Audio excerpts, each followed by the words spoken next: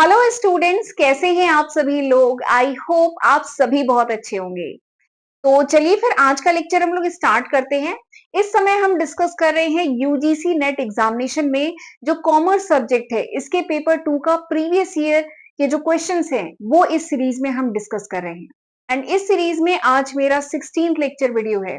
15 lecture video मैं already upload कर चुकी हूँ, राइट। और अगर आपने पिछले 15 लेक्चर वीडियो देखे हैं तो बहुत अच्छी बात है, बट अगर मिस हो गए हैं तो इस लेक्चर के बाद जरूर पिछले 15 लेक्चर वीडियो भी देख लीजिएगा। 2017-18 से लेके 2024 तक जितने भी क्वेश्चन आए हैं वो सब मैं कोशिश कर रही हूँ कि आपके साथ इस सीरीज में डिस्कस करूं। काफी क्वेश्चन ऑलरेडी डिस्कस कर चुकी हूँ एंड बाकी कुछ क्वेश्चन हम आज के लेक्चर में डिस्कस करेंगे। ठीक है, तो चलिए फिर स्टार्ट करते हैं आज के पहले क्वेश्चन के साथ। तो ये जो क्वेश्चन है ये अकाउंटिंग रेशियो जो टॉपिक है ना वहां से आया हुआ क्वेश्चन है। एसर्शन रीजनिंग वाले जो क्वेश्चन होते हैं ना वो हैं। तो एसर्शन आपको दिया गया है कि debt equity ratio indicate the long term solvency of the company. This is assertion and इसका रीजनिंग क्या दी गई है कि it measures the ability of the company to pay off its long term liability. This is reasoning. तो यहाँ पे चार ऑप्शन आपको दिए गए हैं, आपको बताना है कि दोनों करेक्ट हैं एंड आर इसका करेक्ट एक्सप्लेनेशन है, या दोनों करेक्ट हैं एंड आर नहीं एक्सप्लेन कर रहा है ए को, या ए सही है आर गलत है, या ए रॉन्ग है आर करेक्ट है। ठीक है, एंड ये जो क्वेश्चन है जून 2018 में आया हुआ क्वेश्चन है। ठीक है, तो चलिए करना शुरू करें इस क्वेश्चन को।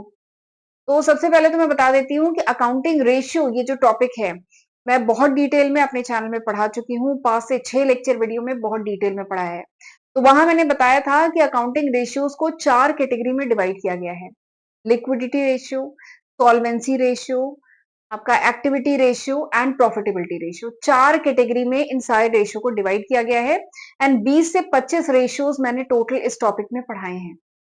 ठीक है, उसी में से एक रेशियो है डेब्ट इक्विटी रेशियो, डिटेल में पढ़ाया हुआ है मैंने। ठीक है, तो डेट इक्विटी रेशियो जो है this comes under solvency ratio, ये सॉल्वेंसी रेशियो के अंडर में आता है। देखिए मैंने लिखा होगा, अच्छा ये देखिए लिखा है, ये 4 कैटेगरी में रेशियो को डिवाइड किया गया है जिसमें ये है डेब्ट इक्विटी रेशियो। तो ये जो डेब्ट इक्विटी रेशियो है ये क्या मेजर करता है, किसी भी कंपनी का फाइनेंशियल लिवरेज मेजर करता है, कंपेयर करता है डेब्ट को इक्विटी से।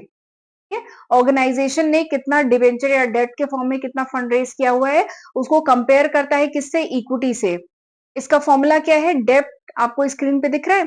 डेप्ट टू इक्विटी रेशियो का फॉर्मूला क्या है, टोटल डेप्ट यानी कितने डिवेंचर, कितने के डिवेंचर इशू किए हैं, टोटल डेप्ट divided by total share holder equity. तो this is the formula of डेप्ट टू इक्विटी रेशियो। ठीक है, एंड ये सॉल्वेंसी रेशियो है, ये मेजर करता है ऑर्गेनाइजेशन की लॉन्ग टर्म सॉल्वेंसी। ठीक, तो ये स्टेटमेंट तो सही है। डेब्ट इक्विटी रेशियो क्या इंडिकेट करता है, long term solvency of the company, company की लॉन्ग टर्म सॉल्वेंसी, यानी लॉन्ग टर्म में ऑर्गेनाइजेशन अपने जो भी ऑब्लिगेशन है वो पे ऑफ करने में कैपेबल है कि नहीं है, ये मेजर करता है। तो एसर्शन तो एकदम सही है। रीजनिंग क्या है, it measure the ability of the company to pay off its long term liability, वही बात जो मैंने अभी कही वही तो लिखी है कि कंपनी अपनी लॉन्ग टर्म लाइबिलिटी पे ऑफ करने में कैपेबल है कि नहीं, ये मेजर करता है। तो ये रीजनिंग भी सही है। तो यानी assertion एंड रीजनिंग दोनों सही है and reasoning is the correct explanation of assertion। तो कौन सा होगा, option A is the correct answer, कि both A and R correct and R is the correct reason. ठीक, ए है ना। जून 2018 का आया हुआ क्वेश्चन है। चलिए अगला क्वेश्चन देखते हैं। अगला क्वेश्चन है कैश फ्लो स्टेटमेंट से। कैश फ्लो स्टेटमेंट एक बहुत इंपॉर्टेंट टॉपिक है। ठीक है, बहुत क्वेश्चन पूछे जाते हैं। तो कैश फ्लो स्टेटमेंट से अगला क्वेश्चन है कि which one of the following is not an example of financing activity with reference to cash flow statement. ठीक है, आपको बताना है इन चारों में से कौन सी एक्टिविटी है, कौन सी फाइनेंसिंग एक्टिविटी का एग्जाम्पल नहीं है with reference to cash flow statement. ठीक है, जून 2018 में आया हुआ क्वेश्चन है। तो इस क्वेश्चन को करने के लिए आपको सबसे पहले तो कैश फ्लो स्टेटमेंट पता होना चाहिए।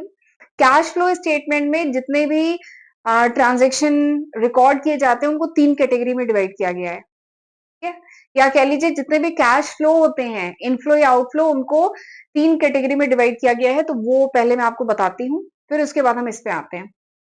तो देखिए सबसे पहले कैश फ्लो स्टेटमेंट क्या होता है, नाम से ही समझ में आ रहा है। देखिए कैश फ्लो स्टेटमेंट यानी वो statement which shows the flow of cash, यानी वो स्टेटमेंट जो ये शो करता हो फ्लो ऑफ कैश, यानी कैश या कैश इक्विवेलेंट का जो फ्लो हो रहा है, चाहे वो इनफ्लो हो रहा है चाहे आउटफ्लो हो रहा है, उसको शो करे इन अ पर्टिकुलर पीरियड। यानी एक साल या एक पर्टिकुलर पीरियड में कितना कैश आ रहा है या कैश इक्विवेलेंट कितना आ रहा है, कितना जा रहा है, इसको शो करने वाला जो स्टेटमेंट होता है उसको कैश फ्लो स्टेटमेंट कहते हैं। अब ये जो कैश फ्लो होता है ना, इसको 3 कैटेगरी में डिवाइड किया गया है। Cash flow from financing activity, cash flow from operating activity, cash flow from investing activity. ठीक है, तो जो कैश फ्लो हो रहे हैं ना, इन्हें 3 कैटेगरी में डिवाइड किया गया है। इस क्वेश्चन में बात हो रही है फाइनेंसिंग एक्टिविटी की, कि जो कैश फ्लो हो रहा है, चाहे इनफ्लो चाहे आउटफ्लो हो रहा है, वो जो फाइनेंसिंग एक्टिविटी के कारण हो रहा है, तो उसके क्या क्या एग्जाम्पल हो सकते हैं। तो उसमें आपको बताना है कि इनमें से क्या एग्जाम्पल नहीं है, वो बताना है। ठीक है, एक बार मैं आपको फाइनेंसिंग एक्टिविटी बता देती हूँ। फाइनेंसिंग एक्टिविटी होती क्या है, यानी वो एक्टिविटी जिसके कारण ऑर्गेनाइजेशन का जो कैपिटल स्ट्रक्चर है, या कह लीजिए जो पूरा कैपिटल है उसकी साइज में चेंज आए, उसके कंपोजिशन में चेंज आए, तो ऐसी एक्टिविटी को कहा जाता है फाइनेंसिंग एक्टिविटी। ये बात समझ में आ रही है। Financing activity, cash flow from financing activity क्या होगी, यानी जब कैश इनफ्लो या आउटफ्लो हो उन एक्टिविटी के कारण जिनसे ऑर्गेनाइजेशन का जो कैपिटल है, जो पूंजी है, उसके साइज में चेंज आए। साइज मतलब कैपिटल कम हो या ज्यादा हो, या उसके कंपोजिशन में चेंज आए। कंपोजिशन मतलब कि शायद डिबेंचर या शेयर में कोई चेंज आए। तो ऐसा जो कैश फ्लो होता है वो इसके अंडर में आता है, cash flow from financing activity. ठीक है, तो आपको बताना है कि इसमें से कौन सा एग्जाम्पल नहीं है। तो चलिए एक एक करके अब देखते हैं। पहला क्या है, repayment of bank loan. Organisation ने बैंक से लोन लिया था, उसका रीपेमेंट कर दिया, तो इससे क्या होगा, ऑर्गेनाइजेशन पे डेप्ट अब कम हो गया ना, यानी ऑर्गेनाइजेशन के कैपिटल में चेंज आया, उसके कंपोजिशन में चेंज आया। तो ये तो एग्जाम्पल है, ये एग्जाम्पल है। ठीक है, अगला क्या है, इंटरेस्ट ऑन डिवेंचर या डिविडेंड पेड। ऑर्गेनाइजेशन ने कोई डिविडेंड पे किया है या डिवेंचर पे इंटरेस्ट पे किया है, तो ये भी फाइनेंसिंग एक्टिविटी में आता है, तो ये भी एग्जाम्पल है, cash flow from financing activity में आता है। अगला क्या है, cash proceeds from public deposits. Public ने डिपॉजिट किया है ऑर्गेनाइजेशन में, ठीक है, पब्लिक ने पैसा दिया है, तो उससे जो कैश प्रोसीड हो रहा है, इससे भी तो ऑर्गेनाइजेशन का कैपिटल चेंज हो रहा है, तो ये भी एग्जाम्पल है, फाइनेंसिंग एक्टिविटी का एग्जाम्पल है, cash flow from financing activity का एग्जाम्पल है। अगला क्या है, sale of fix asset. Organisation के पास कोई फिक्स एसेट था, कोई बिल्डिंग थी पुरानी, मशीनरी थी, ठीक है, वो ऑर्गेनाइजेशन ने बेची है, तो इससे क्या हो रहा है, ये क्या इसमें आएगा, तो बता दूं ये आएगा cash flow from investing activity में आएगा। ठीक है, ये किस में आएगा, cash flow from investing activity में आएगा, फाइनेंसिंग एक्टिविटी में नहीं आएगा। फाइनेंसिंग का एग्जाम्पल ये 3 है, ये इन्वेस्टिंग का एग्जाम्पल है। और इसमें क्या पूछा गया है कि कौन सा एग्जाम्पल नहीं है, तो ऑप्शन डी एग्जाम्पल नहीं है, जून 2018 में आया हुआ क्वेश्चन है। ठीक है, समझ में आ गया। चलिए आगे बढ़ते हैं। ये इन्वेस्टिंग का एग्जाम्पल है, ये तीनों फाइनेंसिंग का एग्जाम्पल है। और डिटेल में आपको पढ़ना है तो वीडियो सेपरेट बना चुकी हूँ। ठीक है, और एक बार और बता देती हूँ, ये देखिए ये सारे सब्जेक्ट मेरे चैनल पे अपलोडेड हैं। ये सारे सब्जेक्ट आज की तारीख जून 2025 तक, ये सारे सब्जेक्ट में मैं बहुत डिटेल में अपने चैनल पे अपलोड कर चुकी हूँ। तो ये जितने भी टॉपिक है ना जिन पे मैं क्वेश्चन करा रही हूँ, इनको अगर डिटेल में पढ़ना है तो सबकी सेपरेट प्लेलिस्ट मेरे चैनल पे बनी हुई है, आप वहां से जाके सर्च कर सकते हैं, क्या वहां से पढ़ सकते हैं। This is my first channel and this is my second channel. और सिलेबस को लेके कोई डाउट हो कि कॉमर्स जो नेट के एग्जाम में कॉमर्स का जो सब्जेक्ट है उसका सिलेबस वगैरह क्या है, नोट्स कहाँ से मिलेंगे, वीडियो लेक्चर्स कहाँ से मिलेंगे, तो एक वीडियो बना चुकी हूँ जिसमें आपको सारी डिटेल मिल जाएगी। ठीक है, और अगर आप यहाँ तक पहुंच गए हैं, यहाँ तक वीडियो आपने देख लिया है, तो प्लीज अब चैनल को सब्सक्राइब किए बिना मत जाइएगा। ठीक है, एक एक वीडियो बनाने में बहुत मेहनत लगती है, बहुत एफर्ट लगता है, आपके एक एक लाइक, एक एक कमेंट हमारे लिए बहुत मैटर करते हैं। तो प्लीज वीडियो को लाइक कर दीजिएगा, कमेंट भी करिएगा और मुझे बताइएगा कि ये लेक्चर वीडियो कैसा था। ठीक है, एंड नोट्स वगैरह चाहिए तो मेरी एप्लीकेशन डाउनलोड कर लीजिएगा, वहां से नोट्स मिल जाएंगे। राइट, चलिए अगला क्वेश्चन देखते हैं। दिसंबर 2018 का आया हुआ क्वेश्चन है, दिसंबर 2018 में आया हुआ क्वेश्चन है। क्वेश्चन अगेन असर्शन रीजनिंग वाला क्वेश्चन है। क्वेश्चन क्या है कि हाई ऑपरेटिंग रेशियो, एक हाई ऑपरेटिंग रेशियो इंडिकेट करता है फेवरेबल पोजीशन, ये असर्शन है। इसका रीजन क्या है कि high operating ratio leaves a high margin meet non operating expenses. ठीक है, तो असर्शन और रीजन ये है।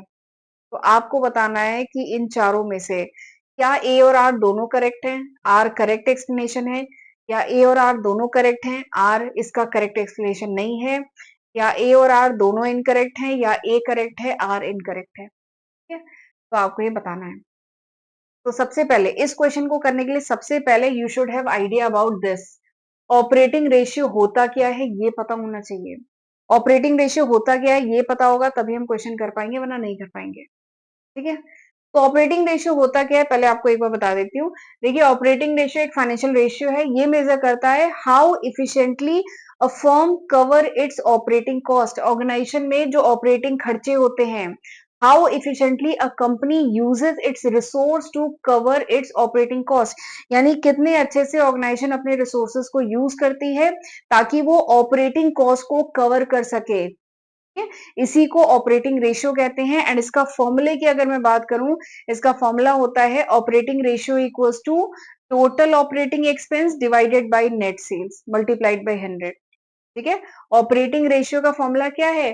ऑपरेटिंग रेशियो का फॉर्मूला है, ये है, ऑपरेटिंग रेशियो का फॉर्मूला है total operating expenses divided by net sales. मैंने इनिशियल लिखे हुए हैं। ठीक है, total operating expenses divided by net sales. एक बार मैं येलो पेन से लिखती हूँ तब ज्यादा अच्छे समझ आएगा। एक बार मैं क्लियर करती हूँ।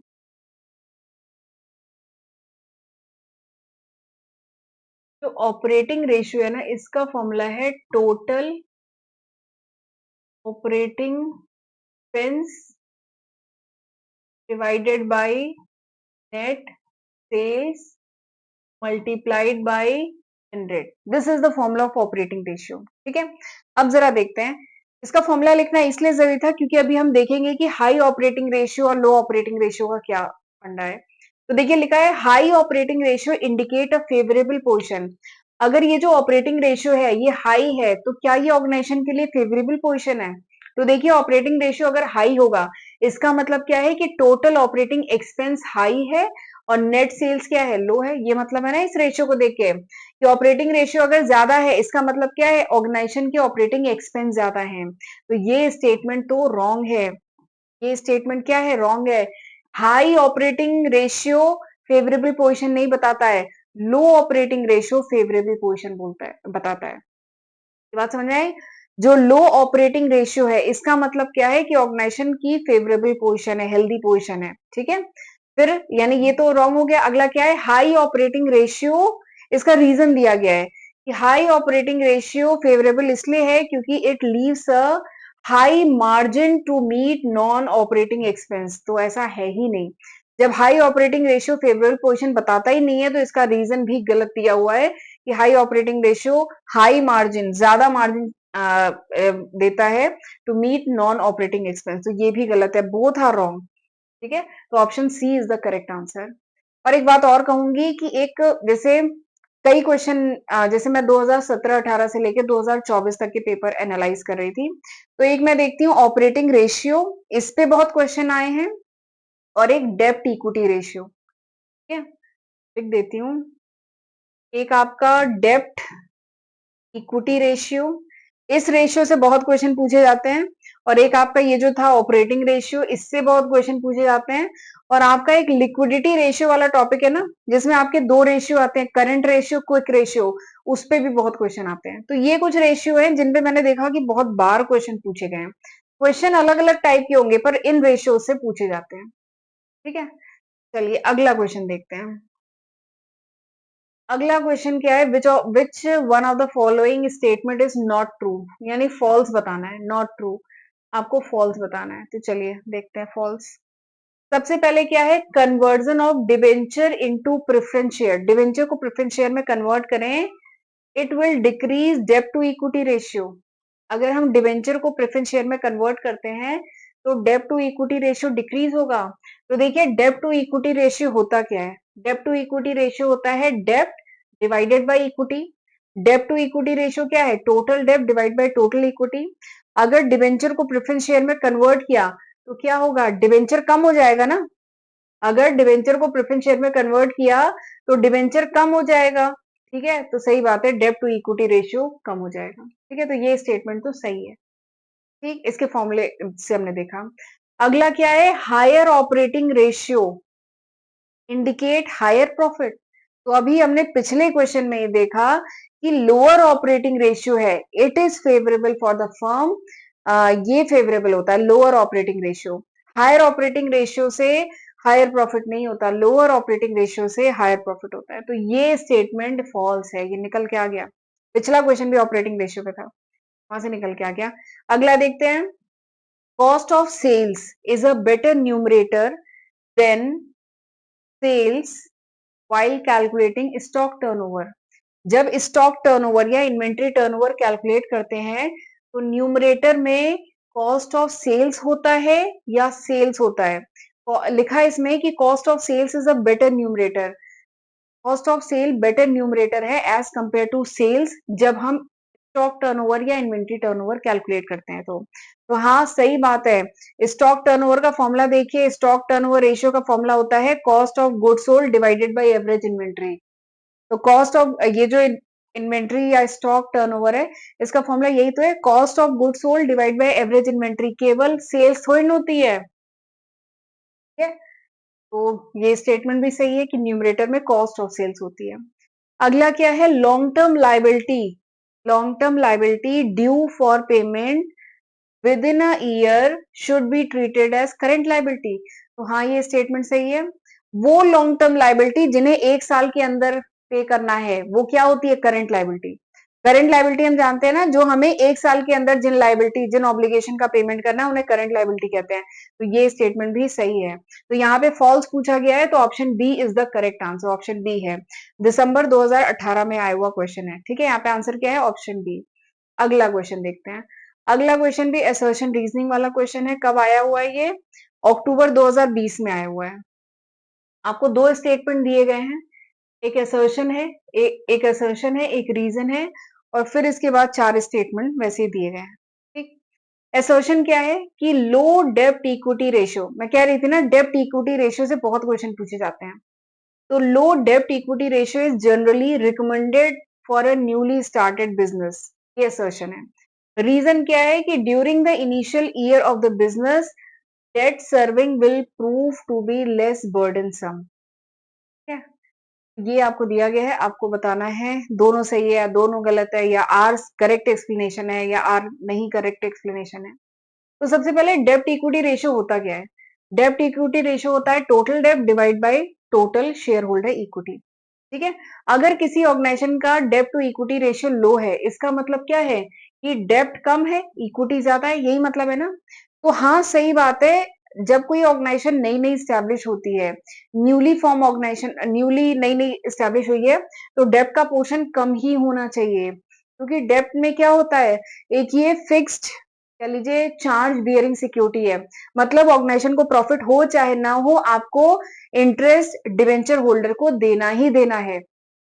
जबकि शेयर के केस में ऐसा नहीं है, प्रॉफिट होगा तो डिविडेंड देंगे, नहीं होगा नहीं देंगे। ठीक है, तो पर डेब्ट के केस में क्या है, डिवेंचर के केस में चाहे प्रॉफिट हो चाहे लॉस हो, ऑर्गेनाइजेशन को इंटरेस्ट देना ही होता है। तो इसलिए जब न्यूली स्टैब्लिश फर्म है, न्यूली स्टार्टेड बिजनेस है, उनमें लो डेब्ट to equity ratio generally recommend किया जाता है, मतलब डेब्ट का पोर्शन कम हो, इक्विटी का पोर्शन ज्यादा हो। ठीक है, तो एसर्शन तो एकदम सही है, और इसका कारण भी एकदम सही है, क्योंकि ये लेस बर्डनसम होता है कि जो न्यूली फॉर्म नई नई जो कंपनी बनी है वो उस पे बर्डन कम आता है। क्योंकि देखिए नई कंपनी है तो ऐसा कोई कैश इनफ्लो भी रेगुलर बना रहे, काम बढ़िया चलता रहे, ऐसा भी तो कम चांसेस हैं। ठीक है, और जो नई कंपनी बनी है उसमें रिस्क भी तो ज्यादा होता है। तो उस केस में लो डेब्ट टू इक्विटी रेशियो ही रिकमेंड किया जाता है। ठीक है, तो ये रीजन भी सही है कि ये इससे क्या होता है, फर्म पे बर्डन कम पड़ता है। तो both both A and R correct, and R is the correct explanation of A. दोनों सही है और आर जो है इसकी करेक्ट एक्सप्लेनेशन है। This is the answer. ठीक है, option C is the answer, इसका एक्सप्लेनेशन ये लिखा हुआ है। चलिए अगला क्वेश्चन देखते हैं। अगला क्वेश्चन क्या है, मैं बताई थी ना लिक्विडिटी रेशियो में करंट रेशियो क्विक रेशियो से बहुत क्वेश्चन आता है। तो अगला क्वेश्चन करंट रेशियो से है कि जब करंट रेशियो 2:1 है, ठीक है, करंट रेशियो आपका है 2:1। ठीक, if equal increase in current asset and current liability would result in no change in current ratio, increase in current ratio, decrease in current ratio will double. तो आपको बताना है दिसंबर 2020 में आया हुआ क्वेश्चन है, समझ में आया? देखिए करंट रेशियो दिया गया है 2:1, ठीक है। अब कहा जा रहा है कि करंट रेशियो का फॉर्मूला क्या है, देखिए करंट रेशियो होता है current asset divided by current liability, ये होता है। अब क्वेश्चन कहा जा रहा है कि करंट एसेट और करंट लायबिलिटी को अगर एक पर्टिकुलर अमाउंट से इन दोनों को इंक्रीज कर दिया जाए तो करंट रेशियो पे क्या इंपैक्ट पड़ेगा, ये पूछा जा रहा है, ठीक है। तो चलिए एक एग्जाम्पल लेके करते हैं, ठीक है। मैं यहाँ पे ले लेती हूँ ग्रीन कलर की, ये पेन लेती हूँ, ठीक है। देखिए यहाँ पे मैंने पहले से आपके लिए किया हुआ है। देखिए करंट रेशियो क्या होता है, current asset divide by current liability. तो एक एग्जांपल लेके करते हैं। सपोज करिए करंट एसेट है 2 लाख, करंट लायबिलिटी है 1 लाख, ठीक। तो करंट रेशियो कितना आया, करंट रेशियो आया 2:1 आ गया। अब सपोज करिए करंट एसेट करंट लायबिलिटी को दोनों को हमने 50,000 से इंक्रीज कर दिया, यूनिफॉर्म इंक्रीज कर दिया 50,000 से। अब नया करंट एसेट कितना हो गया, 2 लाख प्लस 50,000 यानी 2.5 लाख। करंट लायबिलिटी कितनी हो गई, 1 लाख प्लस 50,000 यानी 1.5 लाख, ठीक। तो नया करंट रेशियो क्या हो गया, नया करंट रेशियो हो गया current asset divide by current liability यानी 2.5 लाख डिवाइडेड बाय 1.5 लाख, यही हुआ ना। दोनों को हमने यूनिफॉर्म यानी इक्वल बढ़ा दिया, तो 2.5 lakh divide by 2.5 lakh divided by 1.5 lakh. तो जब आप इसको डिवाइड करेंगे you will get 1.66 divided by 1। तो अभी तक जो रेशियो 2:1 आ रहा था, वो अगर करंट एसेट और करंट लायबिलिटी को हमने बराबर बढ़ा दिया तो वो रेशियो अब घट जाएगा और अब आएगा 1.66 डिवाइडेड बाय 1 आएगा, ठीक है। तो ये चेंज आएगा, तो यानी there is a decrease in current ratio decrease हो जाएगा, ठीक है। करंट रेशियो क्या होगा, करंट रेशियो डिक्रीज हो जाएगा। Option C is the correct answer. अक्टूबर 2020 में आया हुआ क्वेश्चन है। आज हम यहीं तक रखते हैं, ठीक है। तो यहाँ तक पहुंच गए हैं, तो अब आपको क्या करना है, मेरे चैनल को सब्सक्राइब कर लीजिएगा अगर अभी तक नहीं किया है तो, एंड वीडियो को प्लीज जरूर लाइक किया करिए। आपके एक एक लाइक, एक एक कमेंट हमारे लिए इतना मैटर करते हैं, आपको नहीं पता। तो जरूर इसको लाइक किया करिएगा एंड अपने फ्रेंड्स के साथ भी जरूर शेयर करिए। एंड नोट्स वगैरह चाहिए तो एप्लीकेशन को डाउनलोड कर लीजिएगा। तो चलिए फिर मिलते हैं अगले लेक्चर वीडियो में, तब तक अपना ध्यान रखिएगा। God bless you.